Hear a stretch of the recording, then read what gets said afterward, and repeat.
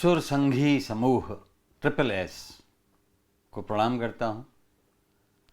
आपकी आस्थाओं को प्रणाम करता हूँ। आपने जिस तरह से व्हाट्सएप ग्रुप को एक सांस्कृतिक, साहित्यिक और आत्मीय संकल्प के साथ प्रारंभ किया है, वो बहुत बड़ी बात है। शायद इस तरह का आप काम जो कर रहे हैं बढ़िया है, जिसमें अतिरिक्त बातचीत नहीं, आप अपनी रचनात्मक क्षमताएं दिखाइए, यादों के झरोखों से अपने अतीत को देखिए और भविष्य में जो होनहार हैं, विदुर जैसे सैक्सोफोन बजाने वाले, उनको भी इन सांस्कृतिक मान्यताओं और आस्थाओं का रास्ता मिले, मेरी भी शुभकामनाएं हैं।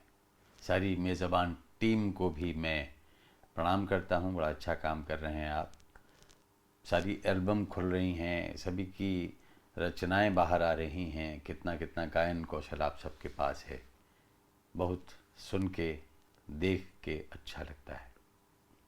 सांघी परिवार से मेरा भी जुड़ाव लगभग 25 साल तो हो गए होंगे। मुझे याद आते हैं बाबूजी, जिनके दर्शन किए, जिनकी थोड़ी बहुत बातें सुनी। अस्वस्थ तो थोड़े थे, लेकिन जब हमने एक पावर पॉइंट प्रोग्राम बनाया और सारे परिवार के लोगों का ऑडियो लिया, चित्र मिल जाते थे, तो चित्रों और ध्वनि के साथ हमने उसमें लगभग सिनेमा जैसा आनंद पैदा करने की कोशिश की थी। तो वो सारे परिवारी जन भी जुड़े हुए हैं इस समूह में। शायद 15 साल पुरानी यादें ताज़ा हो जाएं। बाबूजी बहुत ही आस्थावान, धार्मिक और अपने संकल्पों के पक्के व्यक्तित्व थे। जबलपुर, जिसको कि मध्य प्रदेश की संस्कार धानी कहा जाता है, मुझे लगता है कि सारी गंगोत्री जमुनोत्री भेड़ाघाट के आसपास ही कहीं होंगी, जहाँ से कि बेड़ा पार करने वाले सोच का उद्गम हुआ।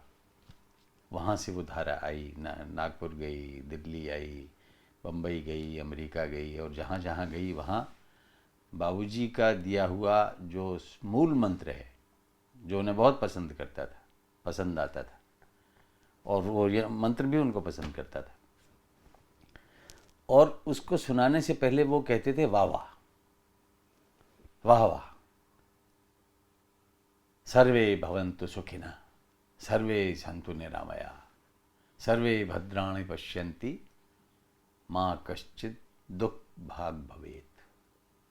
फिर वो बताते भी थे उसका अर्थ, सब सुखी हों, सब रोग मुक्त हों, सबको अच्छी चीज़ें, मंगलकारी चीज़ें देखने को मिलती रहें, और कभी दुख का भागी न बनना पड़े। अब इस कोरोना काल में, जबकि पूरा विश्व दुखी है, बाबूजी की ये बात हमें याद रखनी चाहिए। शांति पाठ के तौर पे मन को शांति मिले, ऐसी चीज़ें होती रहें, और ये हमारी आपकी बातचीत भी उसी का एक संकल्प है।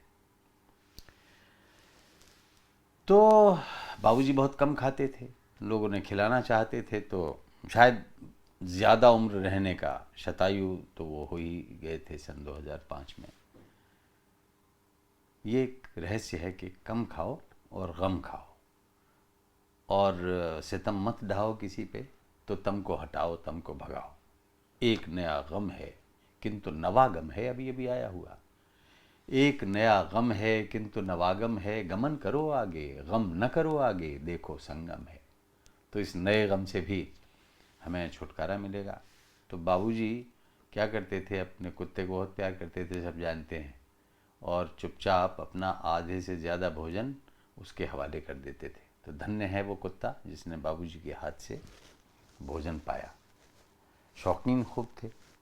मुझे विपिन जी ने ही एक किस्सा सुनाया था कि उन्होंने जो पहली फिल्म देखी थी, उसका नाम था दौलत का नशा। तो उनसे किसी ने पूछा कि आपने वो पहली जो फिल्म देखी थी, उसके हीरो का नाम क्या था? तो वो बोले कि हमें अपने बच्चों के तो नाम याद नहीं रहते, हीरो साले का नाम कहाँ से याद रखें। हाँ तो बड़े ही दिल के सरल थे, नागपुर में वकालत करते थे, पैसा कमाना कभी उनका उद्देश्य नहीं रहा।